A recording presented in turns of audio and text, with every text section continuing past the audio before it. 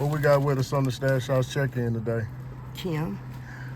Kim, could you tell us a bit about yourself? Where you grew up, how you grew up, all that kind of I stuff? was born in Bowens, but raised in East St. Louis, Illinois, on Goose Hill and the Gumpers, 32nd Estate. I have 5 kids. I recently just lost my mom, May the 25th. I'm homeless, and I am pregnant. What schools did you go to growing I up? went to Miles Davis, Lily Freeman, Hughes Queen, Rock, out in Illinois. Did you graduate? No. Where did life take you when you left school early? Or what caused you to leave school early and not graduate? My first baby was born handicapped, couldn't walk, couldn't talk, couldn't see, could nothing. So I had to jump into motherhood there. So, yeah. Single. So how was it being a single mom, or were you married? No, I wasn't married at the time, but my kids ended up getting in foster care and stuff. And from that part, I just been going downhill, down.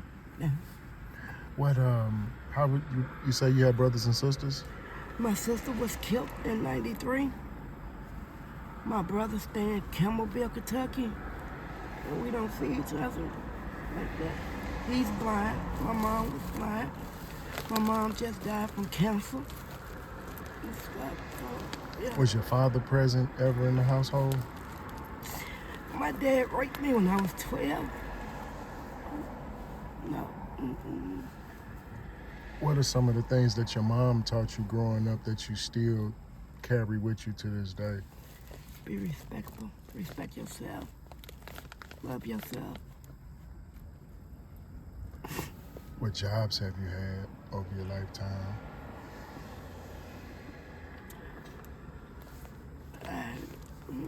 I worked at Lee's, Snooks. When I was here, but when I stayed in Louisville, Kentucky, I worked at Taco Bell, McDonald's, Burger King, Acrotech. I did a lot of temp service jobs and stuff, yeah.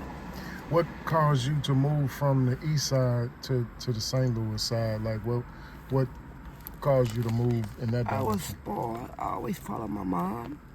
My mom came here because she met a man. And he brought her here, bought us a house in Pond Line on Stratford. And I always was a mom, baby. How was the move from, what was the differences from East St. Louis to St. Louis in your opinion? Or is it any difference? It's all the same. It's how you make it, wherever you go. Were the people different? Were the opportunities different? Was the environment different? It was different when I first came here, and as I started, years going by, people started dying, people started getting killed. It's basically wherever you go, you're gonna see all that. So, What led to the current lifestyle that you live in, Ms. Kim? Like, what was your introduction into it, or who introduced you to this lifestyle that you currently live in? first of all, I was one of, you know how people say they'll never try this stuff?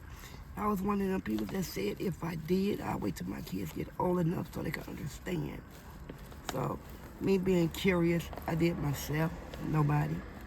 Me being curious. Plus, I grew up around it. My family wasn't. My family, how can I say that? Drugs was always in my family. From them selling it to my people's using it and stuff. So, yeah. Where did it start with, Ms. Kim? Oh, Like with toxic substances, what kind of did you start with? mine started with, first I was smoking moles. And for people who don't know what moles are, could you explain what moles are? Because a lot of Moles people may are- not know that terminology. Or you roll crack inside a blunt with cigarette, or some people use weed. It's that. Then after that, after so long, you're not getting high with that no more, so you're going to graduate to some other. So mine led to me going to smoking the pipe. Well, I don't call it pipe. I call it a glass deck. That's how I call it. Everybody call it a pipe. Mine's called a glass deck. So that's how I look at it. So is that what you stay with? That's what you currently dealing with, or are you dealing with anything else?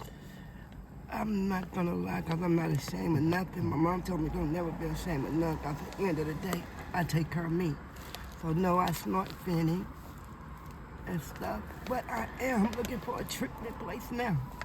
What was your introduction with the Finny? Because it's like that's a whole different kind of substance than the girl. I have OD 9 times. That stuff, it take your memory. Cause right now I can't even remember my kid's birthday. And stuff. Is it easy to walk away from? No. People think it is. It's not. It's a hard.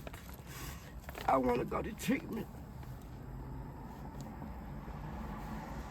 Have you ever been to treatment?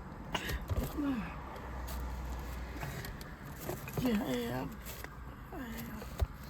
How did that go? It did good until I came back out here. Mm-hmm. But what I do realize now is you have to change your people, places, and things. Mm-hmm. So now I know when I go again, I will never come back out here.